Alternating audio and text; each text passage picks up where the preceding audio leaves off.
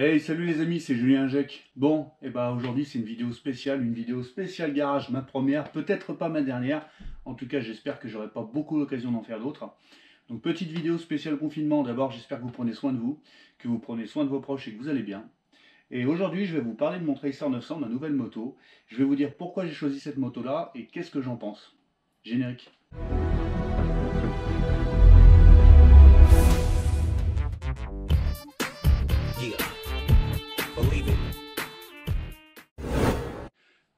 Alors tout d'abord le moteur. 3 cylindres, 850 cm3. Pourquoi un 3 cylindres? J'adore toutes les architectures moteurs. Peut-être pas trop le mono. Le 4 cylindres pour sa souplesse et sa rage dans les tours. Le bicylindre pour son côté coup de pied au cul à bas régime. Et ce moteur, sincèrement, c'est vraiment le compromis idéal entre un bicylindre et un 4 cylindres. Il est punchy en bas, il prend des tours mais de folie.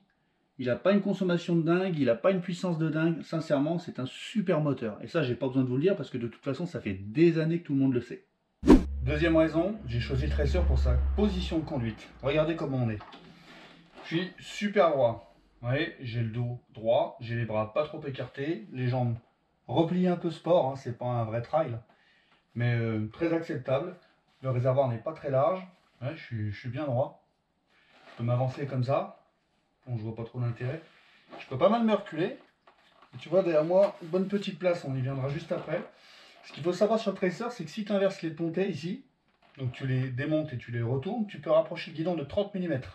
Donc tu vois, si je trouve que je suis trop en avant, ce qui n'est pas le cas, je pourrais être comme ça. Donc ça, c'est super. Deux autres points dans la même catégorie, le confort. C'est une moto, j'ai fait presque 300 km d'autoroute, c'est super confortable. On est bien dessus, on est un peu protégé au niveau des mains grâce au pare-main. La forme ici fait que les jambes sont bien protégées. Comme je le disais, on est bien droit. Question confort, c'est super. Autre chose, le duo. Je ne sais pas si on voit bien, mais derrière moi, la place par rapport à la F900 XR sur laquelle j'étais tenté, rien à voir. C'est-à-dire que là, je peux mettre un SDS, un top case, on y viendra.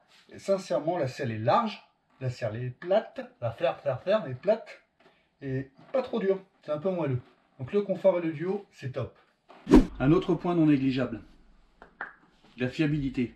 C'est très fiable. C'est un moteur, le CP3, qui existe depuis 2013-2014, donc sur les premiers MT9. C'est un moteur qui peut faire 80 000 bornes, 100 000 bornes. On a déjà vu des exemplaires à ces kilométrages-là, surtout en tracer, parce que les tracers sont faits pour rouler, on va dire, un peu plus. C'est les moteurs qui sont très fiables. Déjà, je vais te donner une petite preuve, si tu as bien suivi l'historique de ma chaîne. Si je passe la main en dessous, tu vois, j'ai pas d'huile. J'ai pas d'huile par terre, j'ai même retiré mon tapis, c'est pour te dire. J'ai pas d'huile, je suis pas sur une italienne, je suis sur une moto qui ne fuit pas. Donc on peut considérer que c'est une moto fiable. L'entretien, bon, j'ai 3 cylindres, donc j'ai 3 bougies, donc c'est peut-être plus cher qu'un bicylindre, et encore je sors un truc, c'est à moitié une connerie. Je ne suis pas convaincu que l'entretien de ces machines soit excessivement cher. Là, elle est encore sous garantie parce qu'elle n'a pas un an. Ah si, elle a un an aujourd'hui, tiens. C'est son premier anniversaire, c'est vrai en plus. C'est pas des machines qui vont être super rigoureuses en termes d'entretien, comme des KTM qui sont des super machines ou des Aprilia. Je pense que c'est des machines qui vont pas sortir du lot en termes de coût d'entretien. Donc c'est aussi pour ça que j'ai axé ma recherche sur ce genre de bécane. J'ai aussi pris un tracer pour les équipements. C'est une machine qui est assez bien équipée. On a tout ce qu'on demande à une moto moderne de moyenne cylindrée. Contrôle de traction. Mais qu'est-ce qu'elle a encore cette machine? Elle a une petite prise 12 volts. Elle a les cartographies moteurs. Donc elle a les modes de conduite. Tout ça, je vous renvoie à tout ce qui est MT9, etc. C'est exactement la même chose. La particularité du tracer, c'est qu'elle a sur la phase 2 une bulle réglable. C'est une phase 2, donc je vous expliquerai la différence. Et c'est aussi une moto qui était dans mes prix. C'est-à-dire qu'aujourd'hui, tu cherches une moto à moins de 10 000 €, quasi neuve, c'est compliqué de trouver tout ce que je cherchais. J'étais tenté par la BMW F900 XR. Le souci, c'est que déjà, tu peux la prendre que neuve, parce qu'elle vient de sortir. Elle n'est même pas encore livrée. Les premiers clients, je ne suis pas sûr qu'ils soient déjà livrés. C'est 11 000 €, plus les frais de mise en service, plus les 2-3 options. T'en signes minimum pour 12 000 balles. Ça, c'est une moto qui vaut 10 500 € neuve, que j'ai failli acheter neuve, et que finalement j'ai acheté d'occasion pour 9 000 €. Donc ça fait un petit billet de 1005 à économiser. C'est sûr, c'est un modèle de l'année dernière, mais 2000 bornes. 2000 bornes, 9000 euros, tu économises 1500 balles. Et en plus, j'avais déjà un top case dessus. Donc pile dans mon budget. Ce qu'il faut savoir aussi sur cette bécane, c'est que, comme la MT9 d'ailleurs, même plus la MT9, c'est pas des motos qui décotent beaucoup. Tu prends une Aprilia Shiver, 6 mois après, tu manges ta mère. Parce que franchement, ça se revend, mais à un prix rock bottom, c'est un truc de fou. Ça, c'est une moto qui va décoter normalement. Tu vas l'acheter neuve à 10 500 balles, là tu vas prendre ta grosse claque dans ta tête, c'est clair.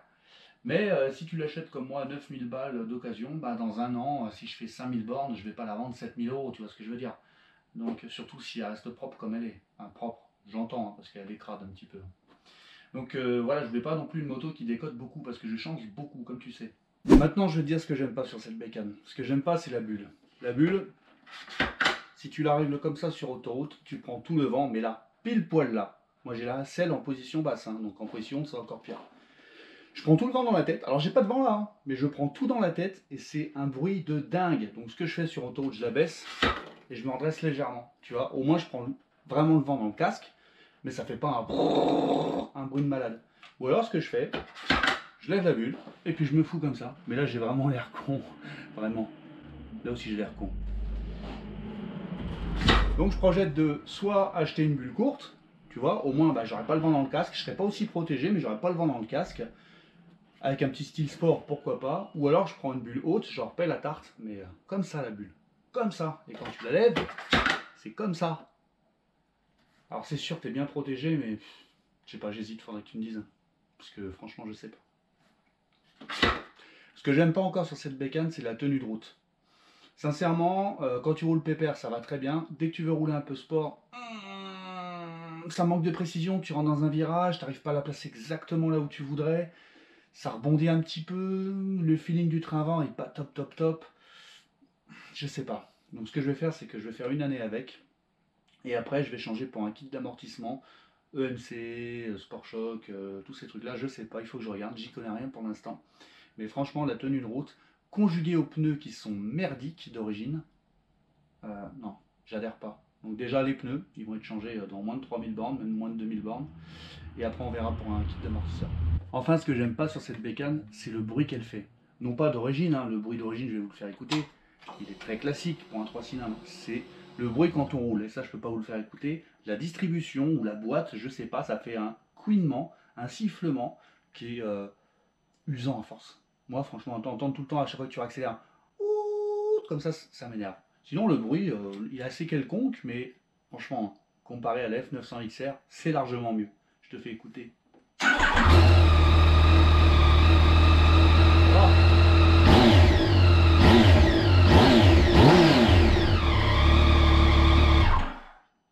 Ça va, c'est correct.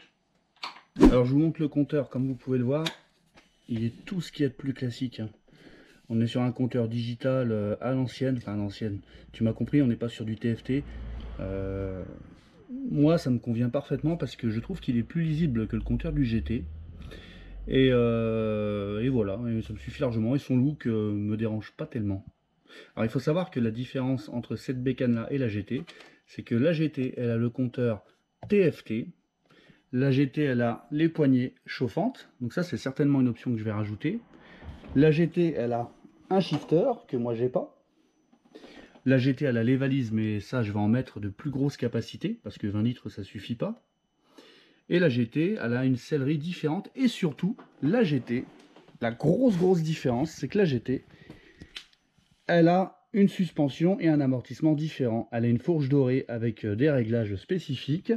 Elle a un amortisseur entièrement réglable à l'arrière avec une bonbonne ici pour la pré-contrainte. Ça c'est vachement pratique quand tu fais du duo.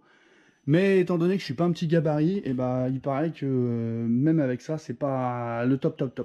Comme le disent certains potes, il y a des trucs que je m'étais juré de ne jamais faire. Et un des trucs que je voulais absolument pas faire, c'était poser ça. Cette chose. Et pourtant, j'ai acheté la bécane où il y avait ça. Donc je l'ai retiré. Vous avez pu le voir sur mon live où j'avais enlevé. Et je l'ai vite remis parce qu'en vrai, c'est trop pratique. Démonstration. Tu prends ta boîte. Tu clipses. Je sais plus comment ça marche, je n'ai pas trop l'habitude encore. Et voilà. Et t'es prêt pour aller livrer des pizzas, mec. Franchement, c'est pas trop bien. Alors au programme. Crash bar, ça je vais virer ça, ça me plaît pas, c'est bas de gamme, c'est pas terrible. Crash bar, feu additionnel, poignée chauffante, shifter, pas sur le shifter, hein, j'hésite encore un petit peu. Pot d'échappement, amortisseur et valise latérale. Et on sera bien si la petite bulle. Mais ça, j'ai pas encore décidé, il faut vous m'aider un petit peu. Et je pense qu'on sera pas mal.